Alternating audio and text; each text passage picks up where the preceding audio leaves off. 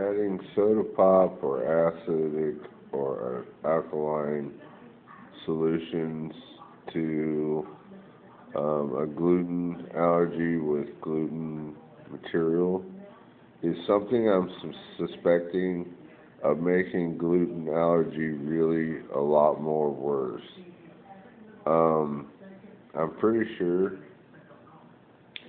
that drinking soda pop, a variety of different kinds of soda pop with bread, if you have gluten allergy, um, it basically makes it a lot more potent because the intestines were claimed by medicine that we only absorb tripeptides through our intestines.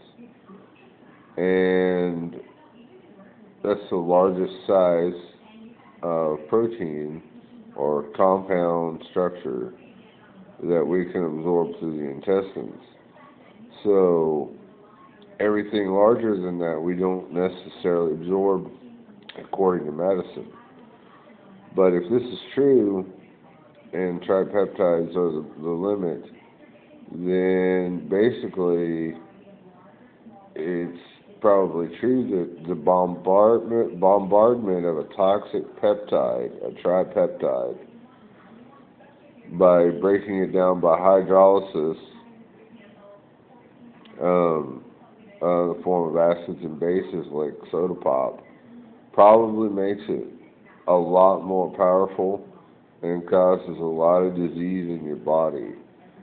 So it's probably a peptide, a tripeptide, that's or otherwise it's an enzymatic reaction that's occurring in the external part of the intestine that occurs when you basically have too much heat or acid or base upon the gluten protein, where it starts to break down and get into the cells and cause disease. And then it also may be breaking down the external layer of the proteins and the fats on the outside of the cells. So what that means is, do not, if you suspect you are intestinally and immunologically and allergenically having problems like bleeding of the intestines or rectum or constipation or lots of gas or itching or skin lesions or something that looks like acne from under the skin, you may be celiac disease. Or there's like a form of like varieties of skin lesions you can get.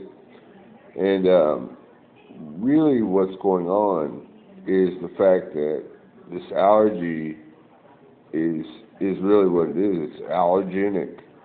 Our bodies do not appreciate this so-called tripeptide.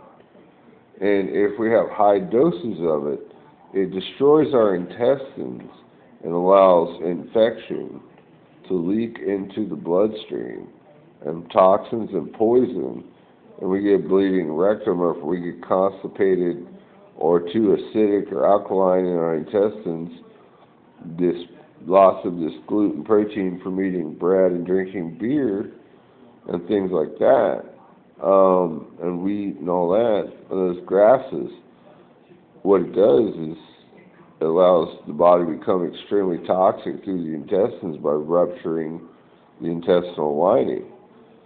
And not only that, we are allergic to the gluten somewhat in general because it just happens to align with our protein geometry, and it causes a chain reaction, and that's an allergy. So we're allergic to it, and it automatically is a toxic peptide that it produces, that it can also get into our blood and cause immunological and blood disorders and organ disease, and then the infection on top of it makes us susceptible and sensitive to illness and causes toxicity of our entire body and our organs.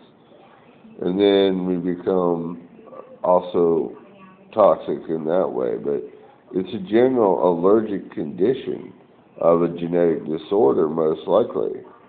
So this genetic disorder would cause predisposition to having allergy symptoms, to things that might be ulterior or otherwise alternatives to other things that cause allergies in that spectrum.